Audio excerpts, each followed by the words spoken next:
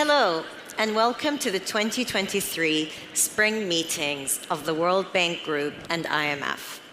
I'm Mina Al-Arabi, Editor-in-Chief of The National, and I'll be guiding you through the next hour and a half as we discuss what the public and private sectors can do to support women's full participation in the global economy and empower women as leaders and entrepreneurs.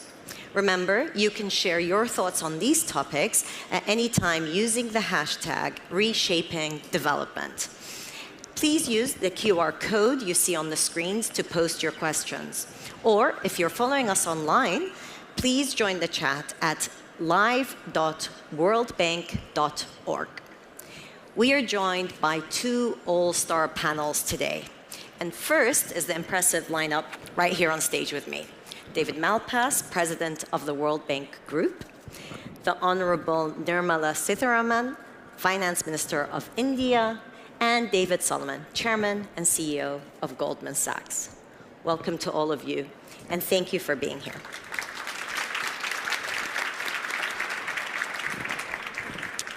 So women entrepreneurs face numerous hurdles in their efforts to access finance. And although women-owned small and medium enterprises represent about 1/3 of all SMEs in developing countries, they face a financing gap of over $1 trillion. Let's turn to our panel to look at how we can tackle some of these issues as we begin innovative approaches to women's financial inclusion. So, David, I'm going to start with you. Why is women's entrepreneurship so important for economic development, and how do private and public partnerships help to advance them? Thanks very much, and it's really good to be here. What a great audience and what a great panel. World Bank is deeply engaged in these topics, so let me mention the upside. We can both think of it as the right thing to do, but also from an economic standpoint, it's the really profitable thing for countries to do. We calculate that the upside gain, if women could start and grow businesses at the same rate as men, that would mean $5 to $6 trillion extra in the world, so that's huge. However, the barriers to women's entry are substantial. One of those is the access to capital. So as we think about it, capital is very important as people think about starting businesses. We think that the legal barriers to women exist in over 100 countries out of the 190 that we calculate or that we inspect within the WBL report, the Women, Business, and the Law report. Also, the technical skills are very much needed. So we need working capital, we need fewer barriers to entry, better business and legal environment for women, and also technical skills. So what we're trying to do is take impactful action, meaning how do we really get a grip to help countries improve? One of those is to lift or to adapt the collateral requirements in countries. One of the problems facing women is if they don't have capital to start with, what do they have to show to the bank to actually get growth of capital? So that can be done, for example, in Colombia, IFC has been, the International Finance Corporation is working to allow movable capital, such as trucks or such as short-term capital to be used as collateral. The woman may have access to those, but not own property. And so it's important to have the capital requirements adjusted, supporting women into male-dominated businesses, obviously a fruitful area, and then training. And with that, I want to really commend India and Goldman Sachs and IFC have formed a very powerful partnership. And I know David's going to talk about it more, but what IFC wants to brag about it too, that IFC has put in $4.5 billion in loans to 55 countries in order to empower women entrepreneurs in those countries. So that's kind of our direction. Thanks. Thank you, David. And we see those partnerships, the importance of government, private sector, but also, of course, international financial corporations to move the needle on the issue of female entrepreneurship. So actually, I'd like to turn to you, Minister Nirmala, to ask you about the importance of women entrepreneurship, but also that public-private sector nexus. I'll begin with what David had mentioned. And it is on those specific areas India has taken steps in the last few years. Credit and women not having enough property or money or anything else to give us guarantee. I'm so happy to say that in 2014, I was a junior minister of finance, and that's when the financial inclusion program was launched in a major way. Prime Minister Modi's first line, and that line continues till today, is that it has to be a women-led development for India rather than just women-centric. And because of that, and because of the fact that women don't have credit access, and also in India it's customary that women, in case they have to go do a business, would take the gold which they have received as what we call as Sridan, meaning at the time of marriage, women are given some gold from their parents' families, if they can. If they can't, of course, they don't give them anything at all. And for such women to go do business, you still had something to give from their own savings, but not sure if it was worth taking the risk. So Prime Minister Modi gave a very prominent statement saying, I am the Prime Minister of the country and I'm the guarantee for these loans. Please give them the loans without a guarantee. The government stands guarantee. And therefore, I'll just give you 5 specific examples. Sorry to take time, but because this is so important, and we're talking about women. Financial inclusion, a major scheme was launched by Government of India in 2014, when Prime Minister Modi just had got elected. And that was to make sure that every Indian has a bank account. And even if it was zero balance, he would still open the account and start the services. In that, 390 millions of, first of all, so accounts were opened. And once the accounts were opened, this guarantee given by the government, loans for small businesses was extended. It was called Mudra loans. And in the Mudra loans, 390 million loans to accounts have been given, and the total amount of loan given is 22 trillion Indian rupees. Of this, 68% of loans have gone for women. They're small, 50,000 rupees, 1 lakh rupees, and so on. But even for that, women were not required to give any guarantee. So 68% women got in their accounts Mudra loans. And I said 22 trillion has already been distributed for these loans. Of the 22 trillion, 45% went to women in terms of value of the loan.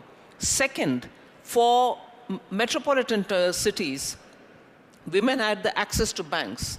But in the rural areas and far-flung areas, there was no chance. But there were bank branches present. So the way in which we thought we should reach these women who are in the far-flung areas was to make it compulsory for the branch, not the bank itself, but the branch which is present in these areas, to give at least one woman a loan called Stand Up India. Because we are starting a big startup movement, we wanted India, the rest of India also to benefit. So stand-up loans were given through bank branches. In that, 80% of the bank loans have gone to women, and these are small loans up to 10 million only of Indian rupees, but 80% have been women. Then the women-owned SMEs are, I'm quoting a Bain report. Bain is a company, audit company or consultant company. They have given a report saying in India, representing approximately 20% of all the enterprises are the women MSMEs. They have received, they've grown in such a number between 21 and 22 and 23. I just want to tell you In 2021, we had only 495,000 MSMEs, which were women-held MSMEs. But as of 2023, March 31st, which went by just now, we have 1.3 million MSMEs, which are women-owned MSMEs. And the last point, we also have a government e-marketing place, which is an online procurement platform through which government procures everything that it wants. Small stationery onwards, big items, everything is procured through that, so the process is very transparent. And in that, 144,000 women entrepreneurs have successfully fulfilled 1.5 million orders which were given to them. They are women entrepreneurs who are benefiting because the platform is now digitized. Government's procurements are going for small women who are producing things, and the government is not searching where the women entrepreneurs are. They are all available on the e-marketing place. So these are ways in which directly we are moving towards benefiting women entrepreneurs and give them the power to run their businesses. So credit is being taken care of, guarantee is being taken care of. And that point of access to finance, which of course, David, you also referred to, is those barriers, and these are tangible examples of how you can get across those barriers and highlight the importance of giving women a chance. But David, I want to turn to you because you represent the private sector on this panel, and while we understand why governments and financial institutions and international organizations want to make sure they give women those advantages, from the private sector, why is women entrepreneurship important? Well, I think it's first of all, it's terrific to be here today, and I appreciate being a part of this terrific panel. I think economic growth and economic participation are important to all of us. We live in a society that if we're bringing people along and we're creating economic opportunity, we all benefit. And I think one of the places that we've been very focused on for over 15 years is just the role of women in that. And it goes back, to research the firm had done in different parts of the world, just really trying to highlight that we have men and women in the world, and if we have them both participating economically, you get, and David highlighted this, you get much more economic production on the economy, and we all benefit. We've tried to play our role as a private sector participant in taking the things that we do for big businesses and figuring out how we can apply them to smaller businesses, how we can bring capital to smaller businesses. And in particular, with women, this has been highlighted, there's been this huge gap in available financing and capital available to small and medium-sized enterprises run by women. As we calculated in our research, it's about $1.5 trillion. And so we've tried in a variety of ways to use our resources, our people and our intellectual capital, and also in partnership with the IFC, bringing a capital facility together to get capital allocated to women so they can grow their businesses. The most important program we've executed on over the last 15 years, and we just celebrated the 15th anniversary of this program, is our 10,000 Women program, where we provide a business education to women that are running small businesses around the world in developing economies, and then we metric and we look for the progress that business education, married with capital that's been provided by this IFC facility, can really do to advance economic progress. And when we look at that, over time we've had over 200,000 businesses that have been touched by this program. Women that have gone through this program that run businesses, we see that over time they double their employees and they quadruple their revenues. So that's obviously tangible metric of progress. And through this facility where we've partnered, public-private sector partnership with IFC, we've had $2.8 billion directed into these small businesses to allow them to advance their business model. And so, this is a way that we can bring our resources consistently toward driving this economic growth. And this is good for all of us. And so we continue to do it, and the results are really terrific. That IFC facility, I think we had planned originally in 2014 when we started it to try by 2024, in 10 years, to touch 100,000 women-run small and medium-sized enterprises, and I think we've touched over 175,000. So real progress. And it shows you that with the momentum, with actually having that partnership and with providing credit, actually did better than most people expected, and it Absolutely. just shows that it makes business sense. Minister Nirmala, I want to come back to you because you've laid out some of those initiatives that India has done, and of course your perspective as finance minister in different government portfolios, but also as India holds the G20 presidency. I wanted to ask you about these initiatives. What specific initiatives you would highlight that enhance economic conditions of women, but also what we can learn from those policies? Well, without taking much of your time, although I have 4 or 5 again examples to show, I'll specifically take the case of National Rural Livelihood Mission. That's a particular big program which is launched in India. And during the pandemic, the way in which women, because they inherently wanted to serve the community, they came out in spite of the risk. We didn't have the vaccines at that time. We didn't know how all of us are going to handle COVID, but they came out. There were 3 concrete ways in which they stood out, because they called themselves women Patrakar, Patrakar Didis. Patrakar is a journalist, or somebody who carries information. Didi is a sister. So in a far-flung area, in tribal belts, these Patrakar Didis went around under the National Rural Livelihood Mission. These Patrakar Didis went around and built awareness about what is COVID and how to handle it. There were televisions, there were everything, but still when the local lady walks around with information and tells you how to handle it, it actually had a resonance, and people said, my Didi has said this, I have to obey. So you built better awareness in tribal population about COVID and how to handle COVID.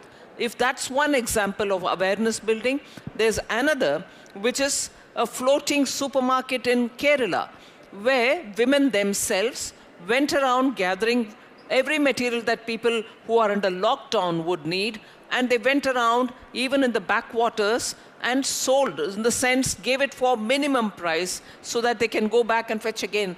So these floating supermarket kind of things have helped people in Kerala with adequate necessities that they need. Medicines, raw food, cooked food, all of them reached them through these supermarkets, which were floating supermarkets.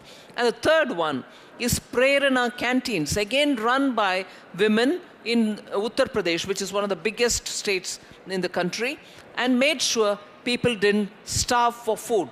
These canteens gave them at absolute nominal price food which is required so much for people who are under lockdown. So these are particular things which happened during the COVID, and subsequently people have seen a business opportunity in that. And local communities have stood by them. Private partnership has come in. Some local companies have said, all right, we'll join hands with you, and they took it all further. Other than this, of course, we have now formed small self-help group. India has had this culture of self-help group for women, and for more than now 30, 35 years. These self-help groups, if they choose to want to become farmer-producer organizations who can make profit out of what they do, have all been brought in. They aggregate products, they add value to it by either processing it minimally and then selling it. So these FPOs are now supported by government to become farmer-producer organizations rather than remain as self-help group women with small amounts in their hands. Now they are even supplemented by Government of India to build local storing spaces in the villages, so suitable to their own climate. They can build silos, aggregate the grains of fruits or vegetables, and keep them and wait for better days so that they'll have a better price for the farmers as well. So I'm giving you just 2 examples. There are a few more I can add, but with all this facility, women have been given also access at a discounted rate, meaning the global gas prices being what they are, Government of India gives them, for any number of cylinders, as of today, it runs in thousands of rupees per cylinder. But we give people directly into their bank account 200 rupees per cylinder so that they're not bearing the burden of this international price fluctuations. Some examples. Thank you. And it's great to hear those examples, especially when you speak about the COVID-19 period, because there was such pressure on economic activity to actually think of innovative ways where women can not only earn a living but also help others. David, I want to come back to you about kind of Goldman Sachs goals when it's thinking about empowering women, and 15 years track record now. What are, from a company perspective, what are those goals? But also, should investors be looking at a company's gender policies when they're investing in them? Well, I think we talked just a few minutes ago, I talked a little bit about the fact that when you think about Goldman Sachs as an advisor, as a financier, as a capital allocator, we believe that if you can help people participate in economic activity around the world is better, and life is better for everyone. And so clearly in the context of that, when we set out a program like this, we try to rely on metrics and specific targets in what we do. It's interesting when you think about these programs, you think about 10,000 women. The program got its name because the original goal of the program was to affect 10,000 women who are entrepreneurs that ran small and medium-sized enterprises. Now, we've way far exceeded that, but we started out with a goal to affect a certain number of women. And when we look at other initiatives that we have around the world, we launched a year ago a program here in the United States called 1 Million Black Women, where we committed $10 billion of investment to improve the economic outcome of 1 million black women over a 10-year period in the United States, and now have a program that has spun out of that called Black in Business, where we are trying to support solo entrepreneurs that are black. If you look at the creation rate of solo entrepreneur businesses in the United States, a very significant percentage of those businesses are being started by black women. And they need the same thing: lending support, capital support, advice, et cetera. And so we try to set goals, we try to metric those goals, and we try to hold ourselves accountable to making progress against those things, because we believe that drives economic growth and economic participation. And I do think at the end of the day that when people look at a company like Goldman Sachs, they want to see that we're using the resources that we have to participate in the communities that we're involved in. It's a privilege for us to operate our business in the 50 countries around the world that we have offices in. It's a privilege to serve our clients in those communities. And if we don't take care of people in the communities and play a role in that, we risk losing that privilege to operate. David, I want to ask you about the World Bank, because of course the World Bank Group does so much, and this is one, let's say, a slice of many things that you do, but how do you see it big picture about what the World Bank Group is doing to advance gender equality and women's economic participation? In general, embedding it into the whole system. And it was really good to hear the examples that were stated. And I want to pick up on David's point about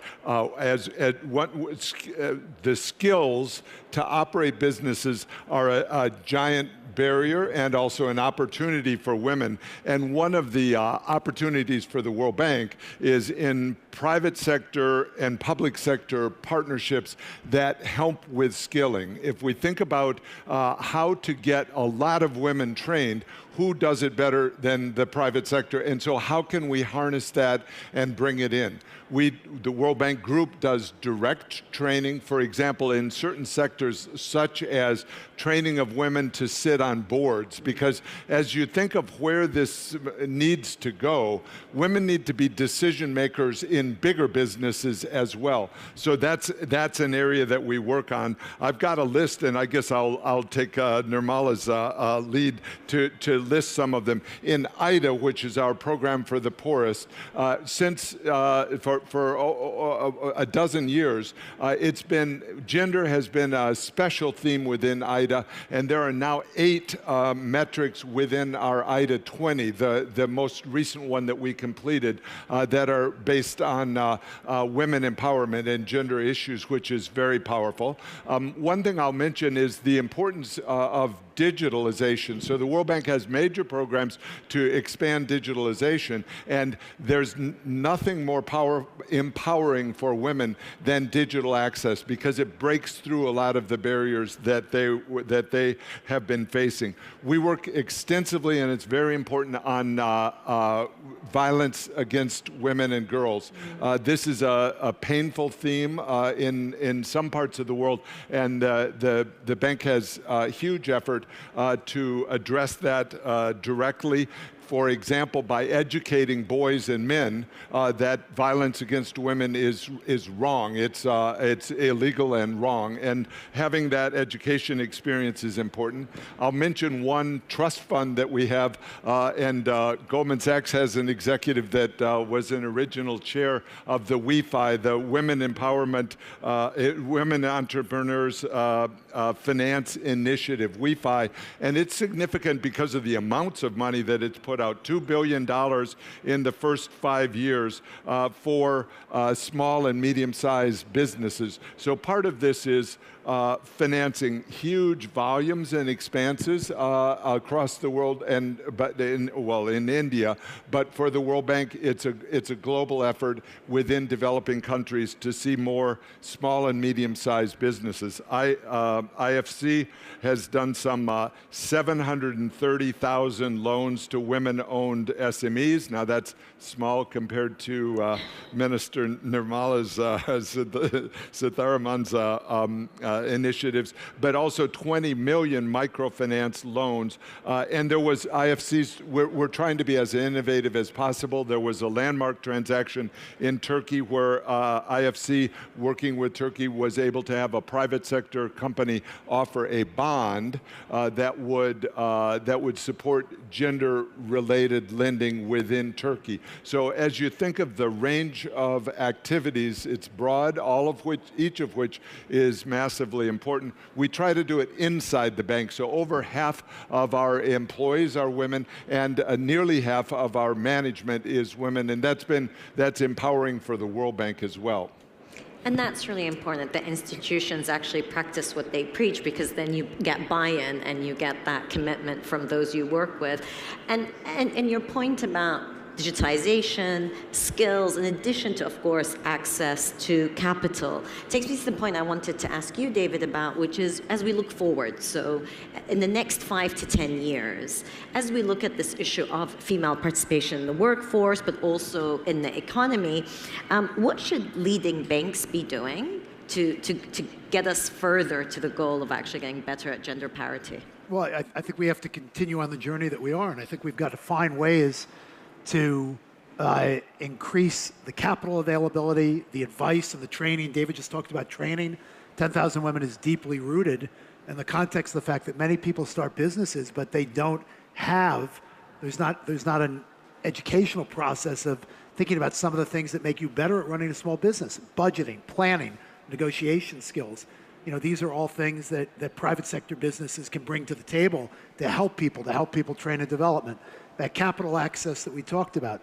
I think we can also use our platforms to try, and someone on the panel made this point, you know, we've got to bring women into bigger businesses, onto boards. We announced an initiative 4 years ago, before the pandemic, where we basically said we would not take a business in the United States or Western Europe public unless there was at least one diverse board member. Now 2, we've progressed, to try to really encourage. It wasn't so much that there were a lot of public companies that weren't bringing diversity and women into their governance structures, but to really look at the whole private equity and venture capital world, which was really slow, you know, to move forward in these private companies and really allow women to participate more broadly. So we all have platforms, we all have resources, we all have things that we can do to try to advance economic participation. I all think we all have an obligation to try to find ways to encourage that investment and growth. And we also now have more and more case studies and best practices that we can learn from. I think data is one of those things, and to all of your points, being able to measure, to give specifics. And I think that's why it is important that we hear about specific initiatives, because we can then learn from it. We have data that proves it, and then you can get more and more buy-in, but also create that momentum. Minister Nirmala, I want to turn to you also as we look to the future. India's done an incredible job in that kind of poverty elevation and looking at opportunities for women. How do you see the future, and what should we be focusing on? David here was right in saying that we should continue all that we're doing now for women. I'd give you the example of skilling programs which are happening in India, wherein I don't know what I can make out of this. If 100 people are trained, and they're trained in such skills which are useful for employment, immediate recruitment potential, 68% of all those who have been recruited are women. So it just says a lot more about how women are ready once they have the skills in their hands to get going. So we have to invest in skilling women. And legislative support is something which is very important for countries like India. For instance, we had given 12 weeks of paid maternity leave for women. But now we have enhanced it to 26 weeks, so that till 26 weeks you're completely paid, you can take care of maternity duties. And then, of course, we also have this thing now, paternity leaves are also being provided. So women are given that latitude. More than that, even the acceptance in the minds of the society that women can be working 3 shifts, provided the safety and security of women are ensured. And many of the companies which are now in the private sector, which want to benefit from this skilled set of women who are willing to come out there and do it. And particularly in STEM now, I find a lot of women coming in and qualifying. But the employability is not so good a news for me.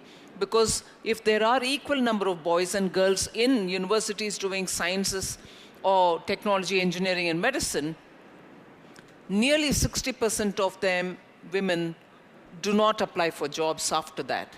So I wonder what happens after that, and it is important to have them come back to jobs. But the recruitment patterns are now saying that with the right legislative support, having got skills, women going into jobs are far more productive, are far more part of the team, and therefore companies stand to benefit. So we should do this even more. It's great to hear you address the whole ecosystem, because it is about society, it's about legislation, it's about, the point that you raise about maternity leave, hugely important, and that's really incredible to hear. 26. India did that. Yeah, that's under incredible. Prime Minister Modi.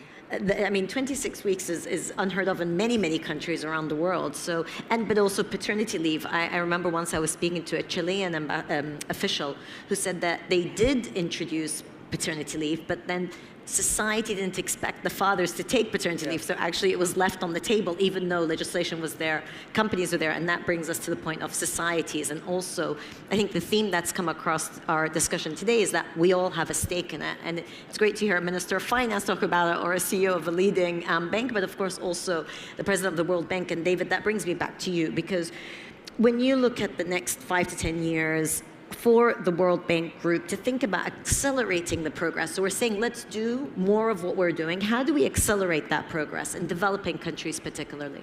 Keep doing and growing the same things, but do new things and innovate as quickly as possible. And I'll just name 3 things. I know time's short, and the finance minister is leading such a giant effort here this week as head of the G20 finance ministers.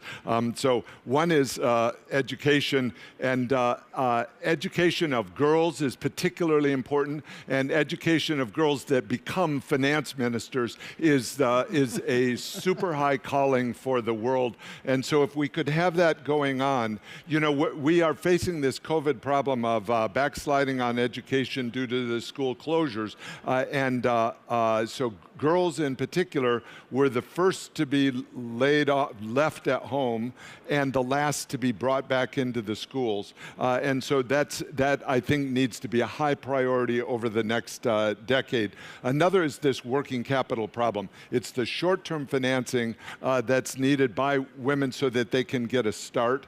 And then third I'll mention is women's voice in leadership positions. We're pretty open about it in the World Bank Group, that when women are involved in making decisions, you get better decisions. That's, I think, demonstrable from the data, demonstrable from all of our experiences. And so pushing that up in the levels of governments and also of companies is one of our goals. That means training, but that means also the enabling environment for women to have their voices heard loudly. And you said earlier in our discussion that actually when you think about women's empowerment and women entrepreneurs, but also leadership, you think about the World Bank Group's work across all issues. Because, for example, now we're all talking about climate finance, how important it is, but actually you want to make sure that women are equally involved in that, so we're not changing tracks and thinking only on that. So I guess to that point, how do you ensure that the issue of women's empowerment is across all these diverse sectors? In the World Bank Group, it's mainstream, so that means it's not a special department. It's a part of every department. And then I would just say the partnerships that we have, whether in India, where we have a massive World Bank program that is discussed with women leaders in India, with Prime Minister Modi, who's deeply interested and concerned and pushing on this issue. And so having that dialogue, and then with the private sector, Goldman Sachs has been a great partner as David was mentioning, 10,000 women entrepreneurs became 100,000 as a goal, and then 75,000 as an achievement, which is a huge impetus. So we need to do that, scale all of those efforts across the world.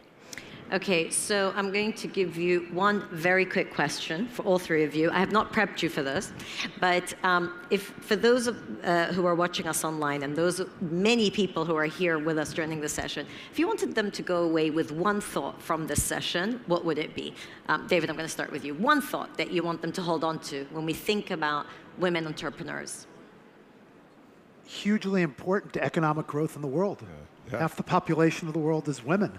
The more we can create entrepreneurial spirit around the world and have everyone participate, the more the world grows economically, the more people participate. Period. Minister Nirmala. Well, I think a lot of things are happening in different parts of the world, and positively for women. So I think all of us should go back to say, let me be part of this huge change, huge activity which is going on to empower women. Each of us should be a part of it. Thank you. And David? They each took ones I wanted to say. So I'll give another. It's not nearly as thoughtful as those, but digitalization. So as we think of it, the world is leapfrogging in empowerment. And so for women to be able to communicate, to have digital transactions without having to go to the bank where there might be a male clerk that doesn't really receive them well is hugely empowering. And also just the source of information that women can get on how other women are operating in other parts of the world, that's huge. And so I think we should push that along as fast as we can. Thank you. So when I try to wrap up this particular part of our discussion and wrap up these great insights from the panel, we think first about access. So access to credit, access to education, access to technology, and those barriers and how all the different parts of society play a part in that, hugely important. We talk about society, talk about companies, employers thinking about that, legislation and politicians. It's really not just a whole of government effort, but a whole of society effort. Some other points that were raised here is that we have best practices that we've learned from, be it the 10,000 women, be it the vast majority of Indian legislation that's helping with that point, and financial inclusion, but also skills. And sometimes not only the skills for women, but also the skills for those who can enable women. So how we make sure that that education is ongoing. So those were great insights on how we can advance women's financial inclusion. Everyone, please remain seated. Ahead of the second panel, we will watch a video of an amazing woman entrepreneur from South Africa who received funding from business partners. Tharath Singh started at her company in the 1980s as an administrative assistant. Today, thanks to her leadership skills and access to finance, she is the owner and managing director of a company in a historically male-dominant sector.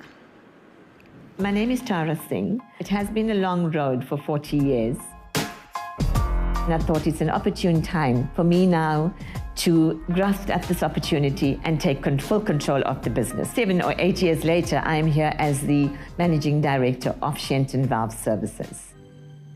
What inspired me to take the challenges was, this was our life.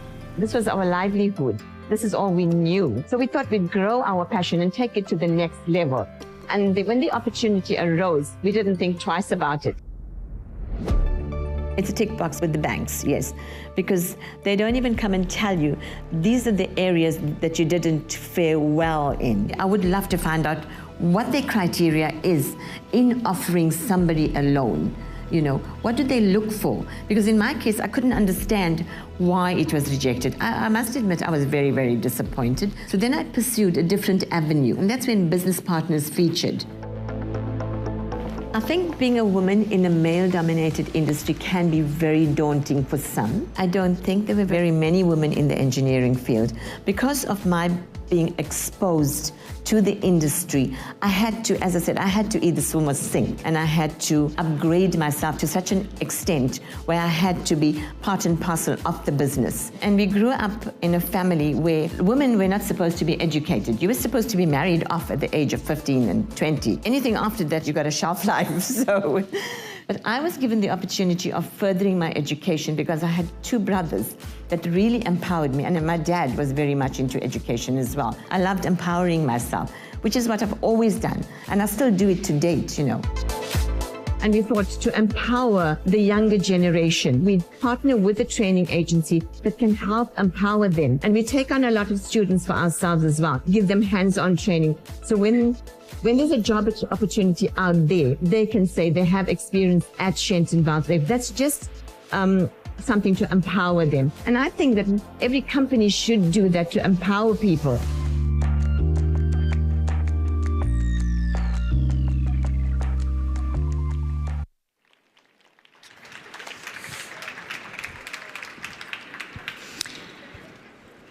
That was a fascinating story about a woman rising from the ranks to a leadership position.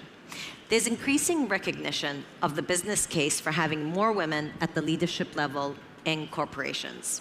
They're critical for innovation and growth. For example, an IFC study indicates that when private equity companies have gender-balanced leadership teams, their returns can be up to 20% higher.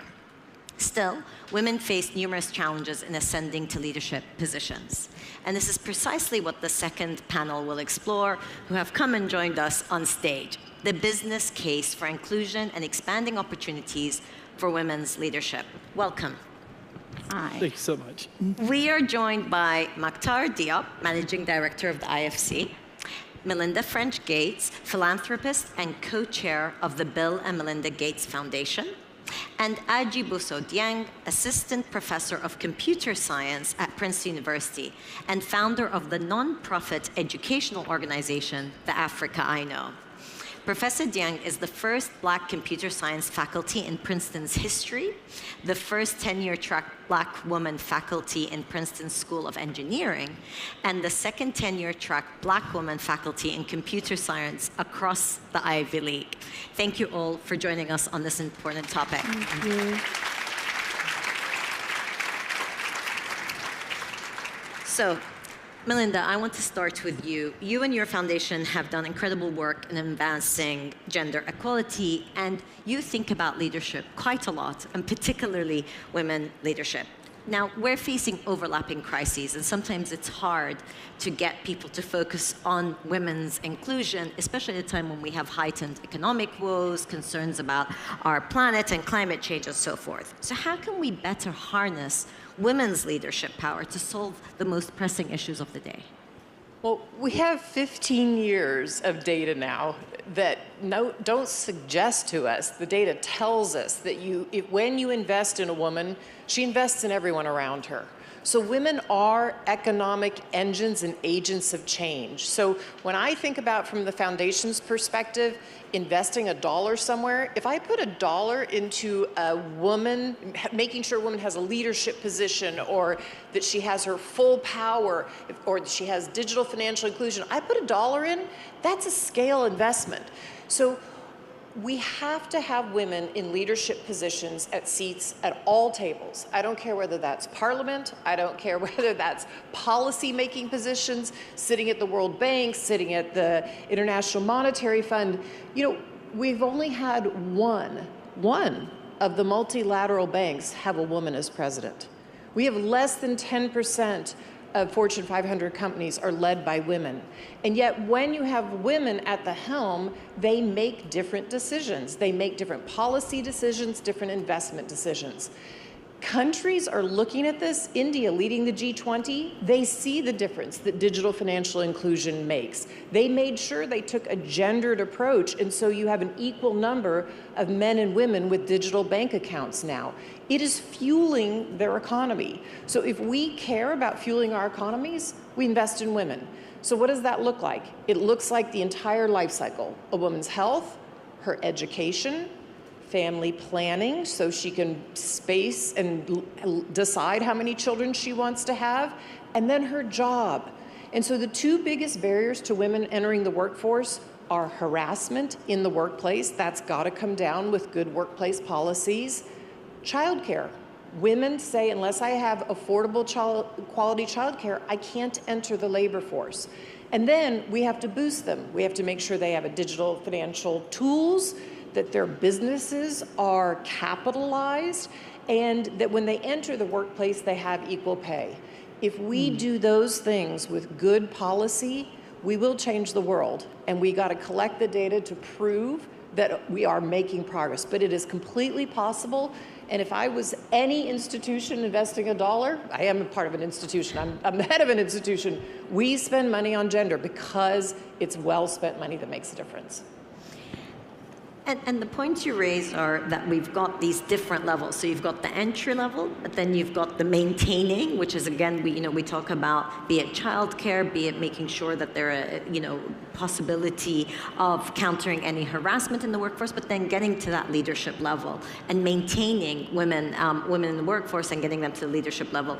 That's all going to change, and in some way or the other, with all the technological advances we're having. And so, Ajay, I want to come to you, because one of the conversations that have been taking place this week, but also in the last few months, is how AI is really transforming our world.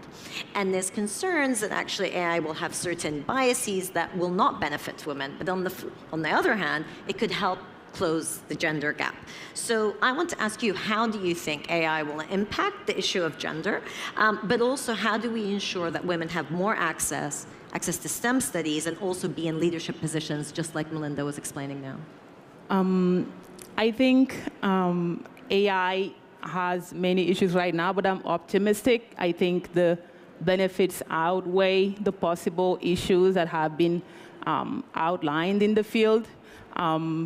I think one big benefit AI can bring in terms of closing the gender gap is in making online STEM education accessible to those who don't speak English.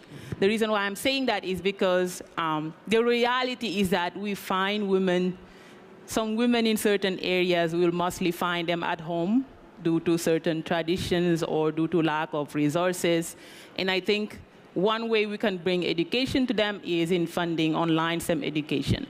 The reality is that many online education platforms right now are mainly in English or in the dominant languages like French, German, Chinese.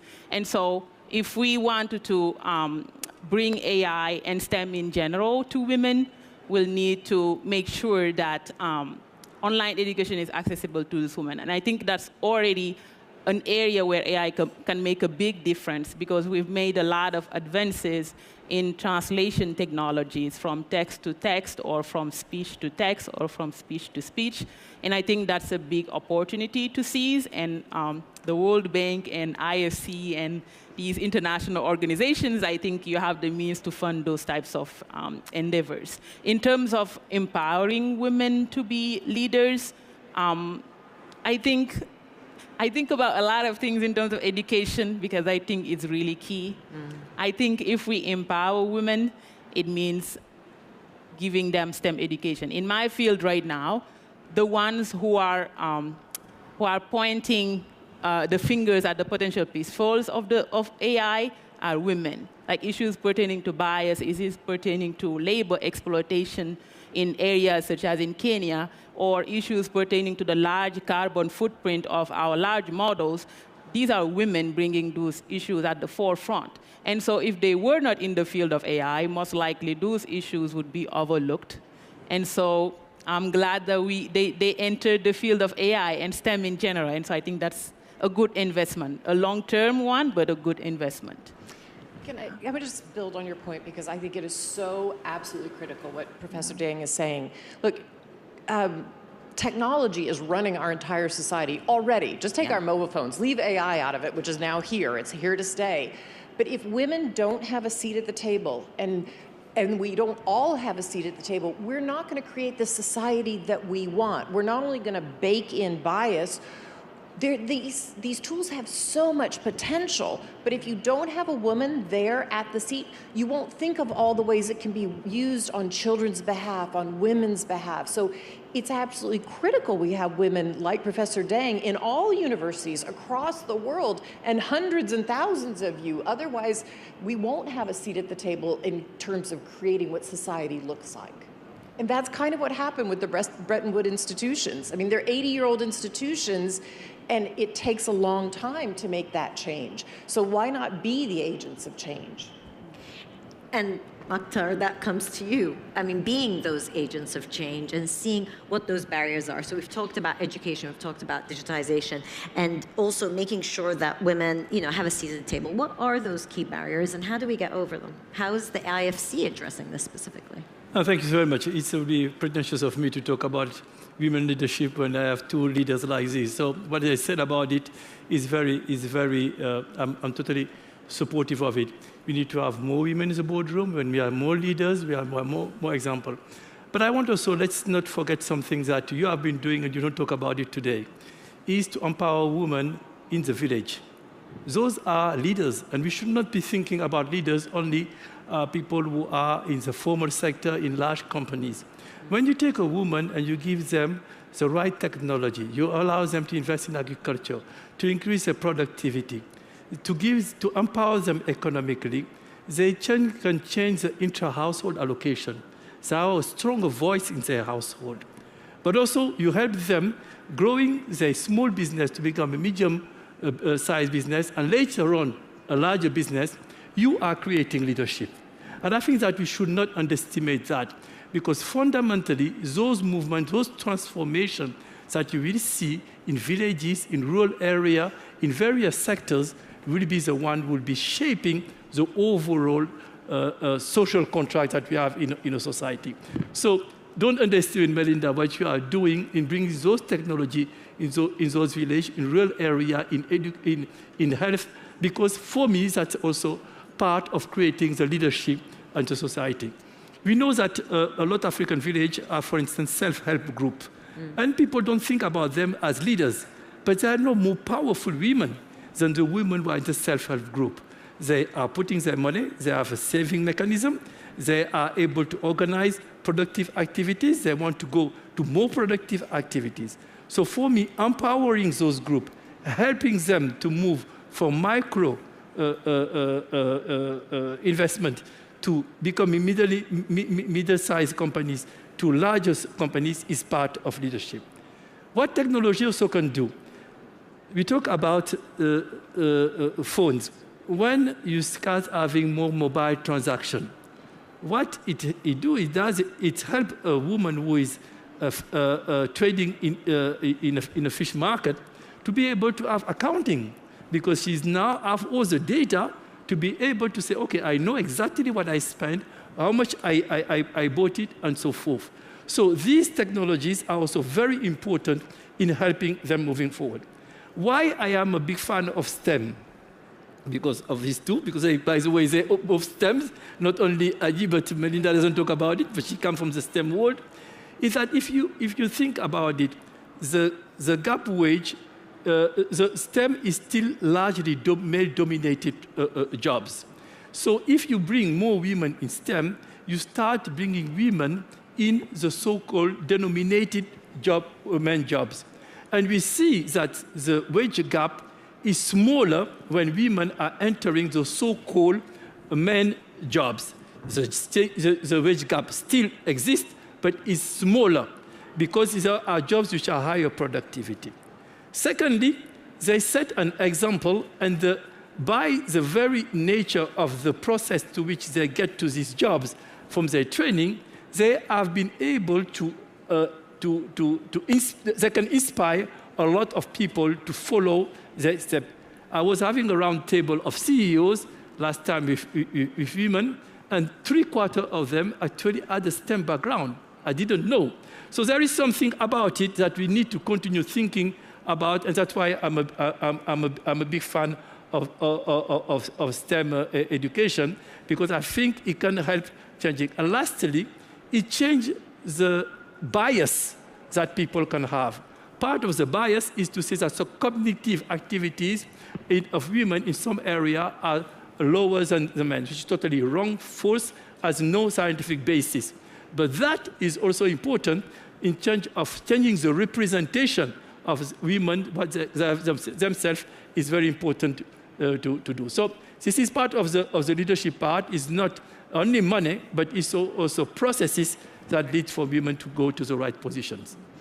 I love the point you raise about how we think about leadership. That you can be a leader in your family, in your company, even if you're not the top person, but you're leading your team, and also, of course, leadership in society, in villages, and in the boardroom. So we need it across the board. But all of that is also linked to society and culture, role models, our expectations, and we've received questions from the audience as we've been promoting this event coming about, and I want to address a couple of the questions that were received. Melinda, I'm going to give you this question. A lady by the name of Evelyn Wilbard Muniz asks, how can we convince men in Africa, and she raises the point in Africa specifically, but I think this is global, how can we convince men in Africa to stand with their women and empower them? Cultural expectations of women to be the caregivers, be it for children, be it for parents, an ailing sibling, it's an issue globally. So how do we revolutionize caregiving and also think about women and the impact that has on their participation in the workforce? Okay, well, they're kind of two different questions a bit, so let me just take the first one. The first one about men and women, let's say locally in their village and bias. When you get a group to sit down together of men and women, and you get them, I've seen this, I've been in many places where this has happened on the ground in many villages in Africa. You get them together and you start to get them to ideate about what their goals and their dreams are for their children, their family, their community, their village, and then you start to look at who's doing what. As soon as they start to make some changes about who takes on which role, and the men start to see what the women do, and the women start to see what the men do, and they start to make the changes, and they see life getting better, it reinforces everything. And I've literally talked to male groups after some of these changes were made and say, well, why are you taking on some of the tasks that maybe your wife took before? And they said, because our home is happier, our children are able to go to school. I feel good about how my house looks, and they're proud of the change. So sometimes we just have to be open to the change. And then the second question was childcare. Childcare is the #1 thing keeping women out of the workforce. COVID showed us, we saw that these gaps that existed in society, we expect women to take care of the children. Some of it's work they want to do, it's very loving, it's very warm. Some of it is very task-oriented. And women will tell you, I want to also work in the labor force. So unless we really set good policy, which is now happening, for instance, at the World Bank, for every $1 of IDA, you can leverage it with this child care fund. If there are safe, affordable places for parents to put their children, women enter the workforce. And if you ask, a survey was done recently in both Kenya, Nigeria, and South Africa. Of the top 3 issues men and women listed, childcare was on the top 3 list in all 3 countries. Because they know that if their children have safe, affordable childcare, the woman can work, and they can both enter the workforce, and the family is then wealthier, kids get educated, and the family starts to lift themselves out of poverty, which ultimately adds to their global GDP. And the point about also what we learned during COVID-19 is hybrid working. and how it can help, because it could be something as simple as being able to pick up your kids from school. And so having that flexibility is so important. And that also puts the onus on organizations to appreciate that and see that ultimately they can benefit from that. Maktar, Evelyn also asks, how do we empower women when cultural norms make it difficult? And Melinda spoke about that kind of role playing, but also thinking about what can I take on more. She asks, how do we ensure societies support women holding positions of leadership if that's not what's expected of them culturally? I am always, when you talk about culture, I'm always asking myself which culture, and we see things in a very static way. And sometimes, unfortunately, it's not evolving in the right direction. People can go back behind. Even in more advanced countries, where there were some rights of women which are being threatened, erased, while we thought that it was something of the 60s that was addressed. So this process is not, I think, localized in one part of the world. I think that we are unfortunately facing in a lot of places at the same time, in the same country, in the same nation, progress on one side, and on the other side we are seeing things which are very puzzling actually. But also we have some preconceived idea. Which is a country with the highest percentage of women in parliament? Oh, well, it depends. No, just say it loud. Rwanda, I think. Rwanda. Exactly, Rwanda. So we will think about it. And if you compare it to a lot of OECD countries, they are far ahead of them in terms of human participation in the thing. So I think that what I want to do is that I would just want to bring nuances on this conversation and show the dynamics. And it takes leadership.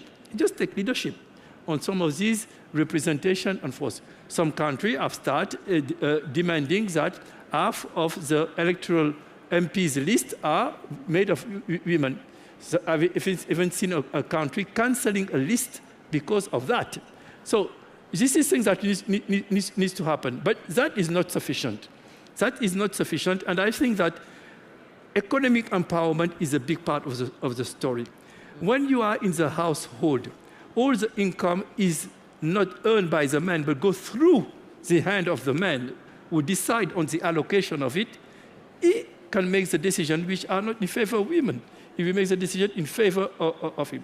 The second point you made, which was very important, is the demonstration effect and the collective action around these issues. When you go in a village and you see people, you see your neighbor starting changing his behavior, and you see that positive impact it has on the household, there is a modeling effect that needs to be. Lastly, don't estimate the role that men can play in that. It's a very important. I don't think that the issue of gender should be discussed only by women. I think I liked when you see the discussion to have as many men as women in the room.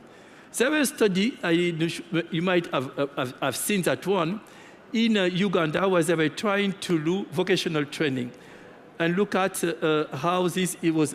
And they start realizing that, in fact, the wage gap between women and men in Uganda was narrowing when women become mechanics and electrician and was moved, not hairdresser. That's why. But the second conversation was even more troubling. In fact, the teacher women were reinforcing the bias and pushing women to go to traditional women jobs. And when they had a good man mentor who would encourage them to move to those jobs, it was having that effect. So what I want to say is that it's a different dynamics that we need to work, and there is not one silver bullet that we have, but a lot of action and personal commitment. I loved your nuanced take on what we see as cultural norms. I'm based in the UAE, and there are more women in STEM education and universities than men. And most people would not expect that in an Arab Gulf country. And again, it's creating a whole different dynamic. And so you're right that we should think about the specifics and how the changes are relevant to that particular society or grouping. Adji, I want to come to you. We have another question from Sabita Kiola Pudyad. Forgive me for the name. She asks, how can women entrepreneurs in remote areas grow their businesses? That question touches on a lot of things. I think depending on the business, you may want to put your business online. For example, I see a lot of young girls right now in Senegal coming out of school and not having any other opportunities, start their businesses online. They are on Instagram selling, clothes and things like that. That's a way they're finding their way. And another aspect is that if you are in a rural area and you are, for example, making clothes, that's another example because there's a lot of women in that business in Senegal, then the minute the electricity goes down, your business is shut down because you cannot do anything. And so I think there's a need for funding the basics, which we take for granted in the West, for example, but just something as basic as funding electricity access, funding internet access can go a long way. It's a really good point that sometimes we take things for granted. Yeah. As we were talking about female education, I was thinking about Afghanistan, where women now have been banned from education, and we just take it for granted that there's now a country in this planet that bans women from not only working, but having education or electricity. There are areas of the world. But I want to pick up on your point about young girls going on Instagram, being able to start their own businesses. How can public and private sectors work more to enable this kind of digital technology, enabling women in remote areas? What should they be doing? I think from the public sector, it will be funding. I think money is something that a lot of people lack. There are many economic barriers for different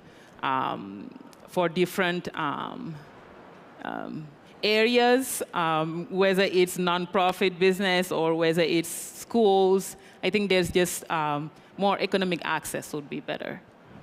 Yeah. Economic access being key. Yeah. Okay, so now I'm going to ask you each the same question, and I want brief answers so we can do a couple of these. I've now closed the audience questions, and these are my own. So, Ajay, I want to turn to you.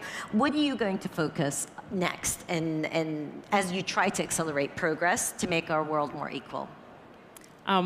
That's a great question and something that I think about often. When I think about equality, inequality, I first think about the state of Africa compared to the rest of the world. I think it doesn't make sense that we have the largest source of natural resources in the world and we are still underdeveloped. And so to me, a more equal world is a world where the continent of Africa is a developed continent. So the question becomes, what would it take for a continent with so much resources to become developed? I think in answering that question, I have a hypothesis.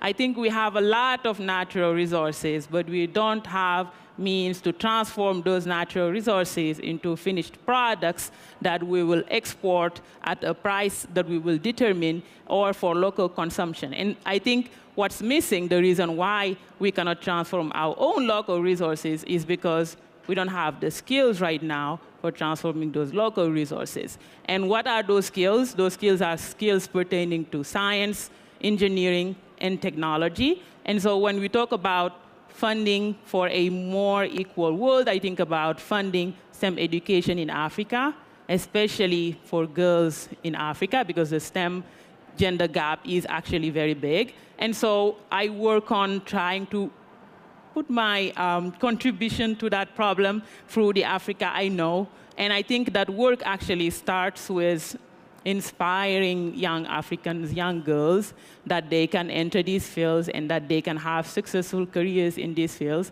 So a lot of what we do is in showcasing women and Africans who have successful careers in STEM. So there's that visibility component that's very important, because if you don't see yourself in certain positions, if you don't see yourself achieving certain things, somebody who looks like you achieving certain things, you immediately, unconsciously think that you are not, that's not an option for you. Whereas if you see a person, and that person, the more you share, the more you identify yourself in being able to achieve that, in being able to occupy those positions. So there's actually a lot of work that should be going on in terms of giving more visibility to underrepresented people. And for me, those people are women in STEM, more specifically African women in STEM. And so that's a lot of the things we do right now at the Africa I Know. And in participating in making our world more equal, I also believe in research a lot, in the power of scientific research. So in my lab at Princeton, we work on accelerating engineering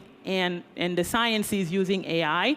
And I'm hoping for that work to be potentially impactful in several areas, including in resource transformation, which is something that we need a lot in Africa, but also in climate and healthcare, which are issues that touch all of us. Yeah.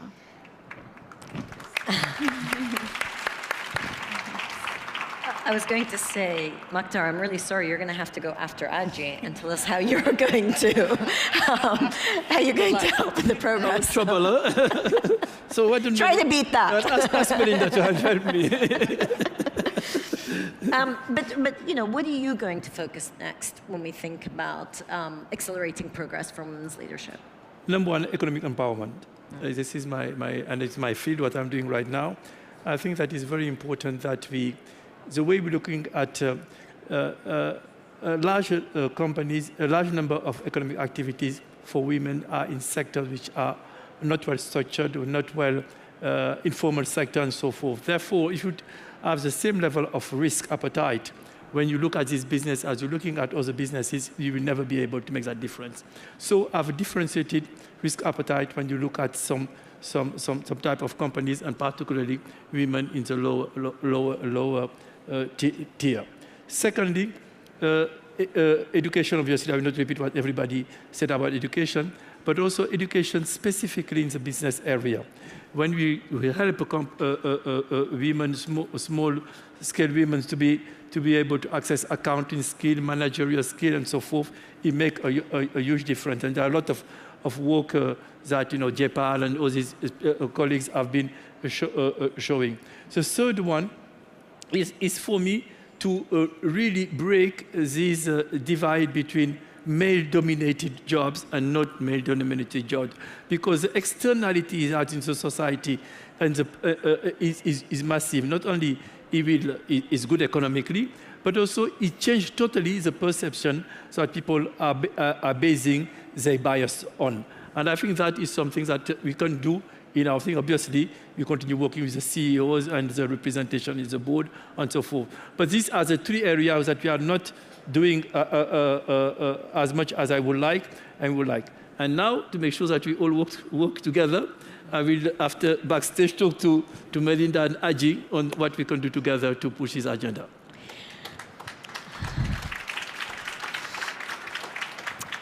So, Melinda, of course, you work on these issues in a variety of ways, but how do you plan to accelerate progress on equality?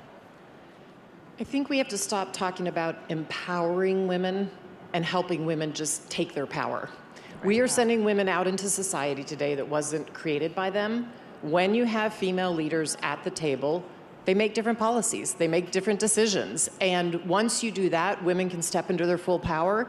And we have to make sure money gets in the hands of women. I mean, money is power, right? It changes everything, just as we said, it changes in their home, yeah.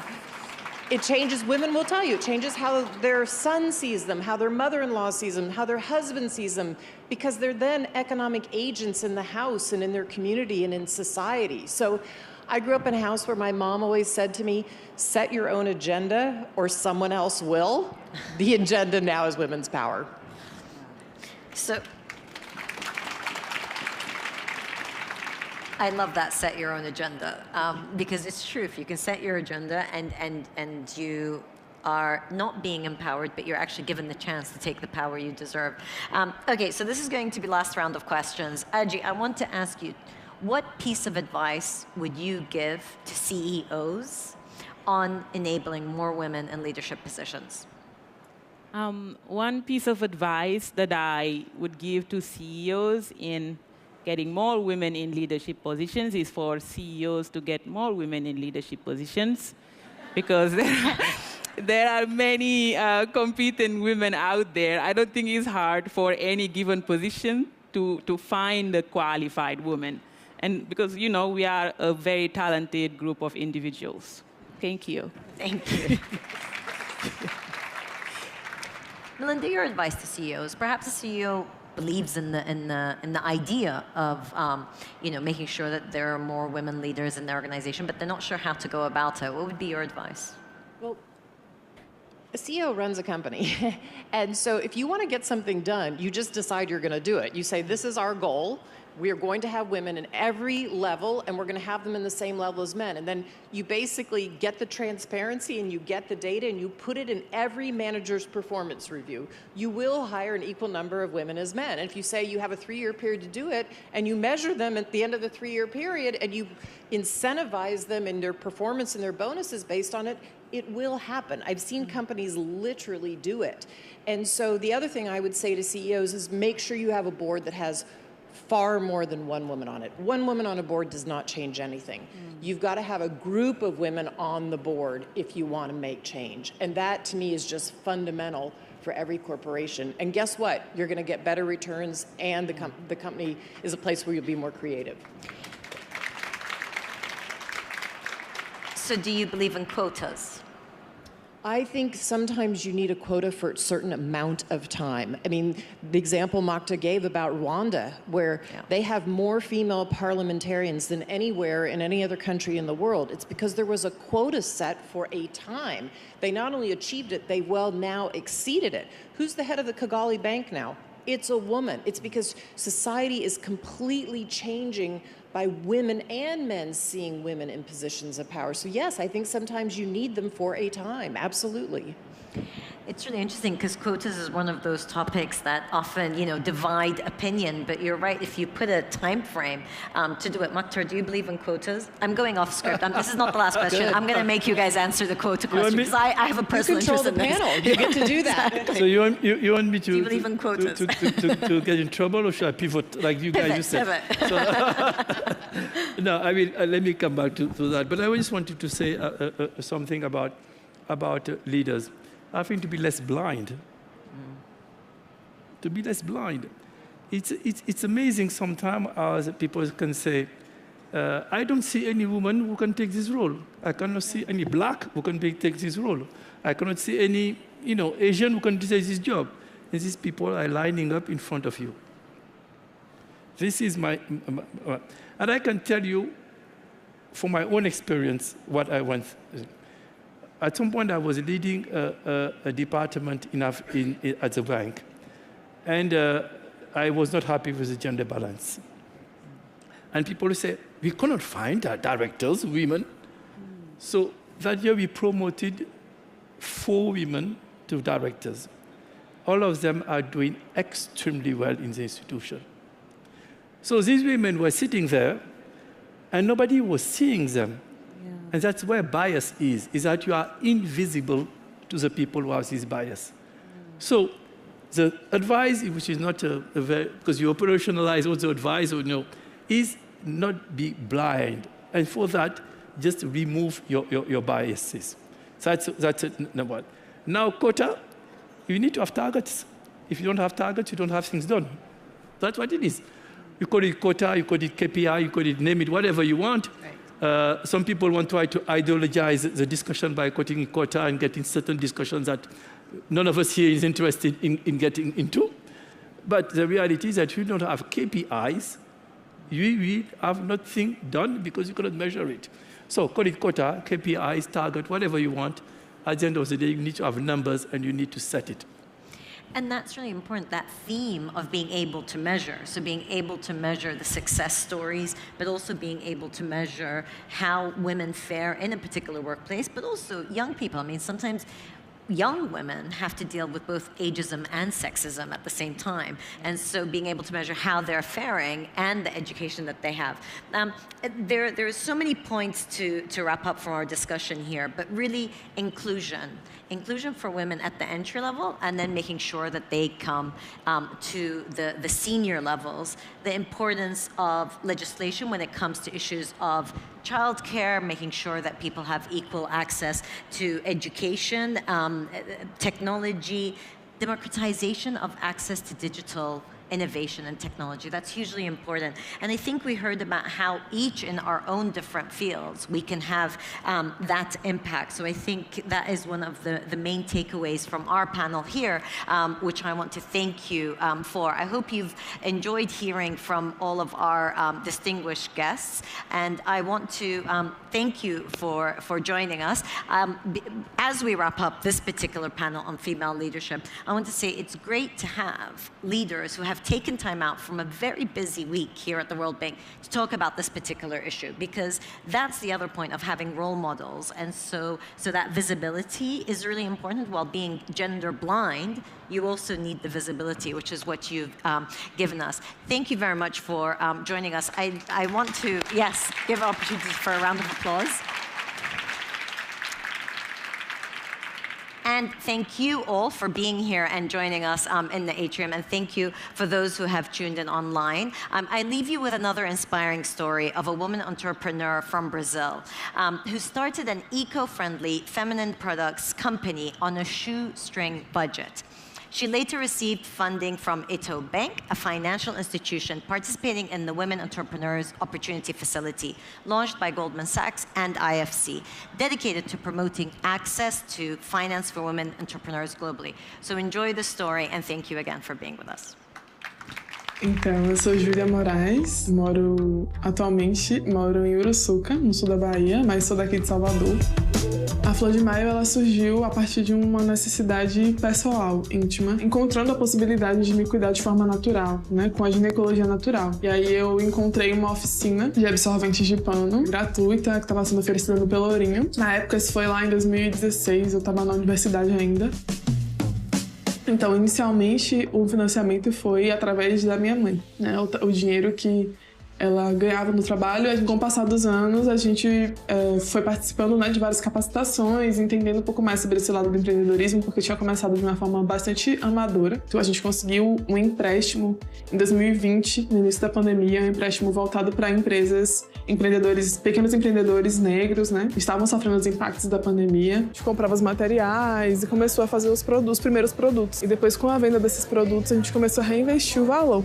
E também com o tempo, quando a Flor de Maio foi crescendo, eu comecei a fazer algumas capacitações, entendendo que era possível captar investimentos, captar recursos de outras formas.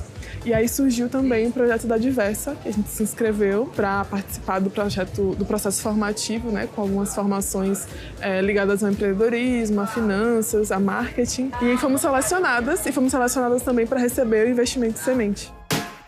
Eu vejo atualmente oportunidades no campo do cuidado, no oferecimento de terapias que busquem, né, um bem-estar, uma saúde, tanto física quanto mental, de forma holística para pessoas negras, né? Focando no público de mulheres negras, famílias negras, crianças, mas a gente vem expandindo, né? Eu acho que a gente tem tudo para ser um espaço mesmo de cuidado, sabe? Um espaço onde a gente consiga oferecer um momento de descanso, de alívio do estresse, que o estresse é um grande causador de doenças para a nossa população. E eu acho que a ideia é essa. Os objetivos principais do futuro da Flor de Maio são expandir o nosso negócio para que a gente consiga alcançar mais pessoas, expandir também nossa capacidade de produção, para que a gente consiga lidar com essa demanda, né, do mercado que vem crescendo a cada dia no setor. Gostaríamos de abrir um espaço físico onde a gente pudesse tanto oferecer os nossos produtos quanto serviços de cuidado da saúde de uma forma holística e natural.